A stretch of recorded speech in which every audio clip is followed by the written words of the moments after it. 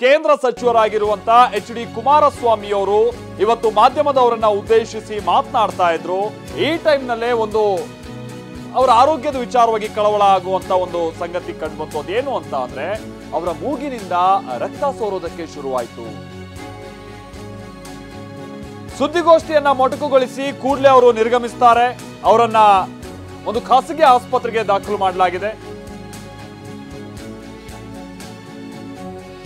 ಬೆಂಗಳೂರಿನ ಜಯನಗರದ ಅಪೋಲೋ ಆಸ್ಪತ್ರೆಯಲ್ಲಿ ಸದ್ಯ ಅವರನ್ನ ದಾಖಲಿಸಿ ಚಿಕಿತ್ಸೆ ಕೊಡಿಸುವ ಕಾರ್ಯ ಆಗ್ತಾ ಇದೆ ಅನ್ನುವಂಥದ್ದು ಗೊತ್ತಾಗ್ತಾ ಇದೆ.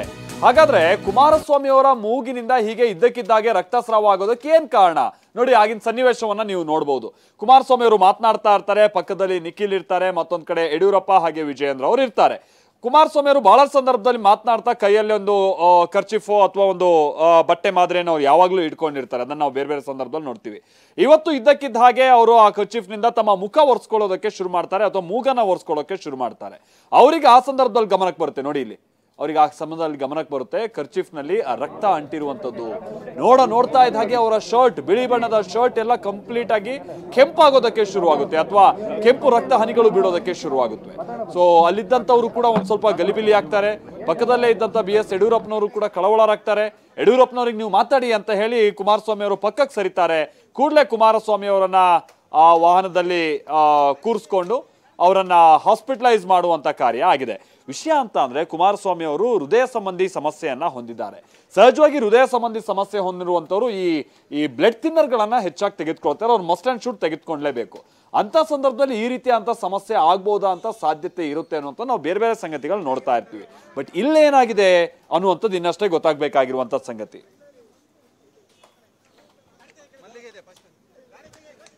ನಾವು ಪ್ರತಿನಿಧಿ ಪ್ರದೀಪ್ ಸದ್ಯ ಅಪೋಲೋ ಆಸ್ಪತ್ರೆ ಆವರಣದಿಂದ ನಮ್ಮ ಜೊತೆಗೆ ನೇರ ಸಂಪರ್ಕದಲ್ಲಿ ಜಾಯಿನ್ ಆಗ್ತಾ ಇದ್ದಾರೆ. ಪ್ರದೀಪ್, ಏನ್ ಅಪ್ಡೇಟ್ಸ್ ಗೊತ್ತಾಗ್ತಾ ಇದೆ ಕುಮಾರಸ್ವಾಮಿ ಅವರ ಆರೋಗ್ಯದ ವಿಚಾರಕ್ಕೆ ಸಂಬಂಧಪಟ್ಟಂಗೆ?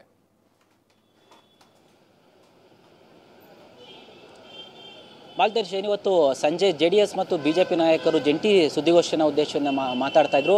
ಈ ವೇಳೆ ಮಾಜಿ CM ಮತ್ತು ಈಗ ಸಂಸದ ಮಾಜಿ ಕೇಂದ್ರದಲ್ಲಿ ಸಚಿವರಾಗಿರುವಂತಹ ಎಚ್.ಡಿ. ಕುಮಾರಸ್ವಾಮಿ ಅವರ ಮೂಗಿನಲ್ಲಿ ಇದ್ದಕ್ಕಿದ್ದಂಗೆ ರಕ್ತ ಬರೋದಕ್ಕೆ ಶುರುವಾಗುತ್ತೆ. ತಕ್ಷಣವೇ ಅಲ್ಲಿದ್ದವರು ಸಹ ಗಾಬರಿ ಆಗ್ತಾರೆ. ಜೊತೆಗೆ ಪುತ್ರರಂತಹ ನಿಖಿಲ್ ಕೂಡ ಇರ್ತಾರೆ, ಮಾಜಿ CM ಆದಂತಹ ಯಡಿಯೂರಪ್ಪ, ವಿಜಯೇಂದ್ರ ಕೂಡ ಇರ್ತಾರೆ.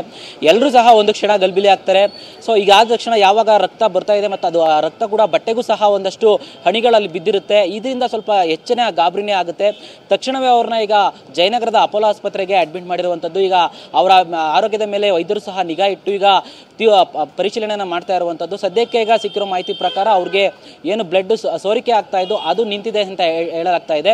ಆದರೂ ಸಹ ಅವ್ರ ಮೇಲೆ ಈಗ ನಿಗಾ ಇಟ್ಟು ಜಯನಗರದ ಅಪೋಲೋ ಆಸ್ಪತ್ರೆ ವೈದ್ಯರು ಈಗ ಚಿಕಿತ್ಸೆಯನ್ನು ನೀಡ್ತಾ ಇರುವಂಥದ್ದು. ಸದ್ಯಕ್ಕೆ ಯಾವುದೇ ರೀತಿಯ ಸಮಸ್ಯೆ ಇಲ್ಲ ಅಂತ ಹೇಳಲಾಗ್ತಾ ಇದೆ. ಆದರೆ ಸಂಪೂರ್ಣವಾಗಿ ಅವ್ರನ್ನ ಪರೀಕ್ಷೆಯನ್ನು ಮಾಡಿ ತದನಂತರ ಈಗ ಆಸ್ಪತ್ರೆಯ ಮೂಲಗಳು ಈಗ ಏನು ಮಾಹಿತಿಯನ್ನು ಕೊಡ್ತಾ ಇದೆ ಇದನ್ನ ಕನ್ಫರ್ಮೇಷನ್ ಆಗಿ ಯಾವ ರೀತಿಯಂತಹ ಹೇಳಿಕೆಯನ್ನು ಮತ್ತು ಯಾವ ರೀತಿಯಾದಂತಹ ಒಂದು ಚಿಕಿತ್ಸೆಯನ್ನು ನೀಡಿದ್ದಾರೆ, ಅದ್ರ ಬಗ್ಗೆ ಯಾವ ಕಾರಣಕ್ಕಾಗಿ ಈ ರೀತಿ ಆಗಿದೆ ಮತ್ತು ಈಗ ಚಿಕಿತ್ಸೆ ಯಾವ ರೀತಿ ಆಗಿದೆ ಇದ್ರ ಎಲ್ಲರ ಬಗ್ಗೆ ಕೆಲವೇ ಕ್ಷಣಗಳಲ್ಲಿ ಅಪ್ಡೇಟ್ ಸಿಗಬೇಕಿದೆ Malthesh. Okay Pradeep, thank you Pradeep.